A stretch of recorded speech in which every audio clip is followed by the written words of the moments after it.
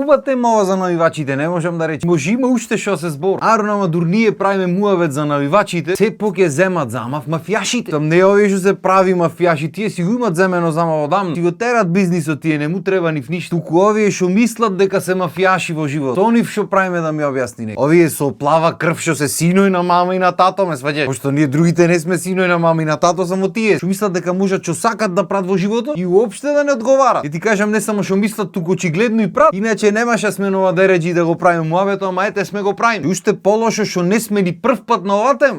Колку пати си има случаи ние овие што ги знаеме се многу. Па тек тие што не ги ни знаеме што се покриени кај медиуми и сегде. Колку сино и керки имат изгубено луѓето и никому ништо било. Тоа е страшно бе брат. И веројатно ова ќе биде уште една епизода кај што нема да има простор за смеја, кај што ќе мора реалноста да збораме, ама и то мора да се збора бе брат. Така што дај да пуштиме шпицата и тоа е. Ај.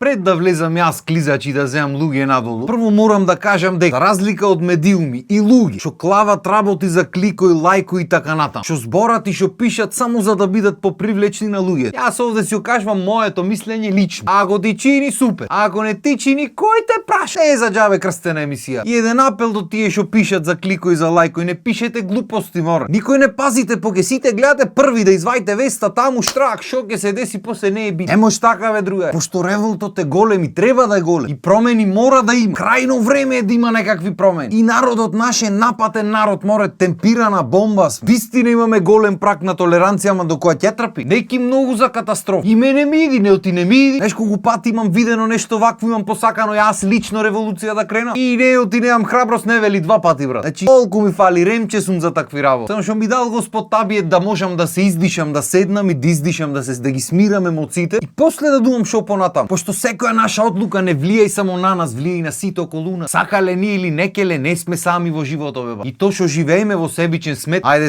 свет, мање више исто е, затоа и го љуфне. То што живееме во себичен свет не го менва фактот дека сите ние мора да си одговараме за нашите одлуки, дека сите наши одлуки влијат на многу луѓе. Имено немилиот настан што се случи. Сега, да и фатиме работите со ред. Дека родителите не успеале да го воспитат батето, не успеале. Јас не викам дека е лесно да воспиташ дете. Здравје Боже, ќе видам како. Ама ако ништо друго, знаеш што е лесно? Преземање на одговорност. Значи никој од нас не е совршен. Голем процент од овие што се силат по интернет и што осудваат, ако не и половина од луѓето, сите имат понекоја дубара направено негде. Може на целе нечи живот. Ама дека се невини сите што се многу срекни да осудват други луѓе, сигурно не си. И на крајот на денот, ако не си способен да го воспиташ детето, ако ништо друго, треба му дозволиш да си сноси одговорност. Сам то треба од најмала возраст, пошто на ова дереџе сме сега во сите работи општо во државата, пошто се сите на мама и на тато деца. Пошто никој во живото нема сносена одговорност за тоа што требало да сноси. Ти кога ќе сносиш одговорност за твоите постапки и кога ќе одговараш за тоа што го правиш, ќе размислиш дали треба го правиш или не. Макар што и тоа не е правило, гледаме многу луѓе што сносат одговорност, па после папрат глупости, ама нема врска. И не ќе да го слушам муабето, не знаеш како е син, керка. Ема знаеш, не знаеш. Ако е твое дете, првично е твоја одговорност без разлика колку години. И ако утре не дај Боже јас не успеам да воспитам мое дете и се случи било каква макар и мала ситница, јас ќе бидам тој прв што ќе земи одговорност. Тука мош комотно ме држи за збор кој сака. Оти така треба да биде. Оти тие децата што ги правиме не барат да бидат тука, ние бараме тие да бидат тука. Не се по нивна желба дојде ни, што значи, ако веќе сакаш да носиш деца на овај свет, има да сносиш и одговорност. И то во ниеден случај не значи дека си го некиш дете. Значи апсолутно секој родител си го сака детето, тоа е факт. Ама баш дека го сакаш треба да го заприш во старт и да преземиш се што можеш да преземиш како човечко суштество, за да му го испреш патот, а не тој напред белја, ти извај го од белја. Тој напред друга белја, ти извај го од белја и после море го испуштивме од раце. Шо зборај? Па не го испушта. Јај да еднаш да речиш, зел од дома колата без возачка, излегол негде, го фатиле, го застана. Не бе бате, досие, море со браќајки, море со дроги фаќан, море со не знам шо. Ке сум излезел јас без возачка, возам негде со кола. Па не дај Боже да гребнам негде нешто.